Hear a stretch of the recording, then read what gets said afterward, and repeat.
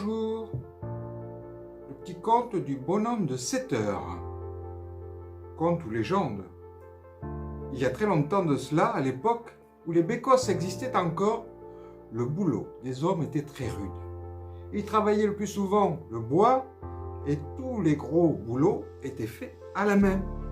Ils se chargeaient même les tracteurs de troncs de bois en les portant sur les épaules. On peut facilement imaginer que les blessures ou accidents relatifs aux os étaient très fréquents, tels que les problèmes actuels de tendinite, de sciatique, blocage de reins ou même entorse, et tant d'autres. Plutôt que de garder cette souffrance pendant de longues années, il faisait appel à un ramancheur. D'ailleurs, il y en avait toujours un, au minimum, dans un village.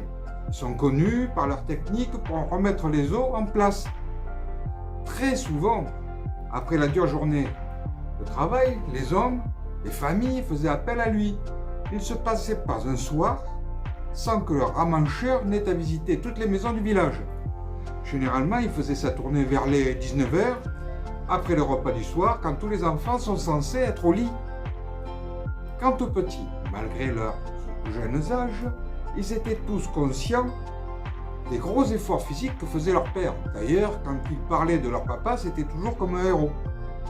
On pouvait voir des étincelles dans leurs yeux. Ils étaient en admiration devant leur force, mais les craignaient aussi un peu.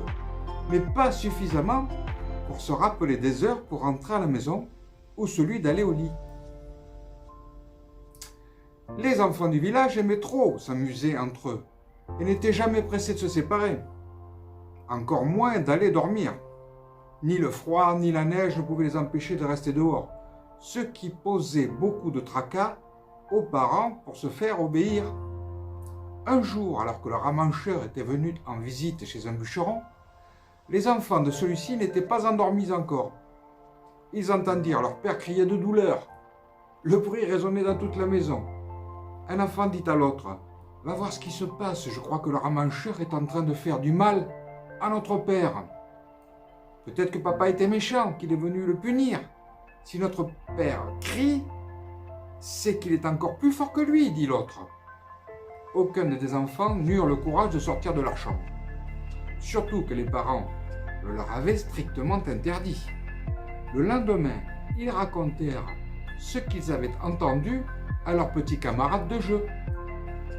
Depuis ce jour, à chaque fois que le ramancheur cognait à la porte d'une maison, les enfants qui n'étaient pas encore au lit couraient très vite dans leur chambre et se cachaient sous la couverture, sans bouger jusqu'à s'endormir jusqu'au petit matin. La légende raconte que cette crainte du ramancheur perdura dans le village jusqu'à s'étendre dans tout le pays. Et aujourd'hui encore, si les enfants désobéissent ou ne veulent pas aller au lit à 7 heures du soir, leurs parents leur disent qu'ils vont faire appel au ramancheur. Mais on dit aussi qu'aucun enfant ne l'a jamais vu, car à chaque fois qu'il arrive, les enfants dorment déjà depuis bien longtemps. Au revoir.